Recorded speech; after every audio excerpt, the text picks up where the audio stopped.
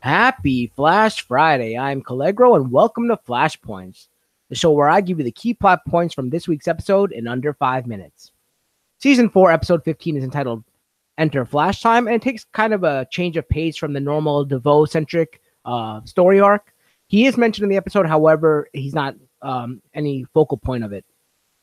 It begins with Jessie returning from Earth 1 to talk to her father. And we have another character named Veronica Dale, aka Hyrax in the comics, who works for or supports Eden Corps, and she sets off a nuclear bomb in Central City. Now, the Flash can't really do anything about it, so he slows down time in something called Flashtime, where everything is frozen because he's moving so fast. So that is able to stop the nuclear explosion for the time being. However, it is eventually going to go off, so they need to think of something to do. He sends Jessie to go get Jay Garrick, who arrives. And Jay Garrick can't do anything to help either.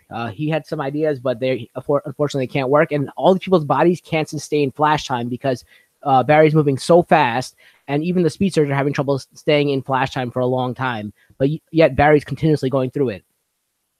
So Barry ends up unfreezing members of Team Flash individually. First, he starts out with Cisco, aka Vibe, and he tries to have Vibe send the nuclear bomb to a dead Earth like they did with Fallout before.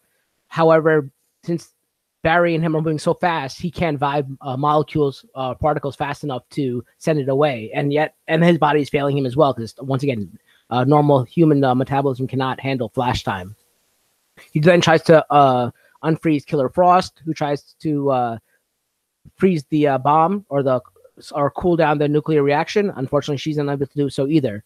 He then goes back to Star Labs and asks Harrison how to do it, and Harrison suggests to send the bomb into the Speed Force and let it explode into the Speed Force.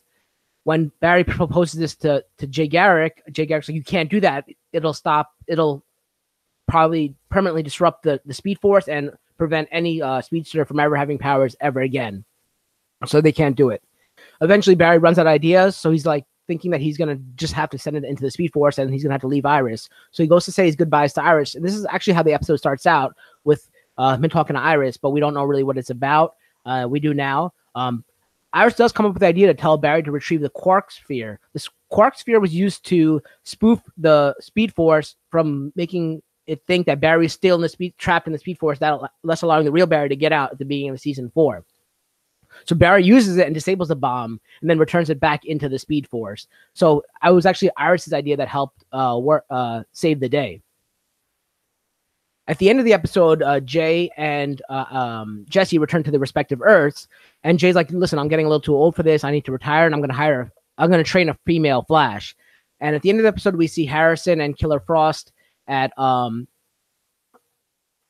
Jitters, and this girl says she has a jitter. She's supposed to be meeting people, and the people she's meeting is actually Harrison and Killer Frost. So could she be the new Flash that Jay Garrick is training on his Earth? And she just came from the other Earth. She could be from the future, which it seemed like it from the episode where Barry and Iris are originally getting married, the Crisis on Earth 10 episode.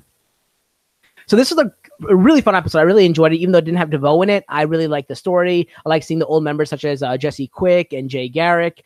So it was really fun, and I'm interested to see who is that girl. We keep seeing the mysterious female she's credited as, played by Jessica Parker Kennedy, and seeing how she fits into the story because she's a fun character. I like her personality, and I want to know who she is. Maybe she could be Iris and Barry's daughter from the future. Who knows? But it's really fun to see her. But as always, you can find me on Twitter at VirnJaDejaVu.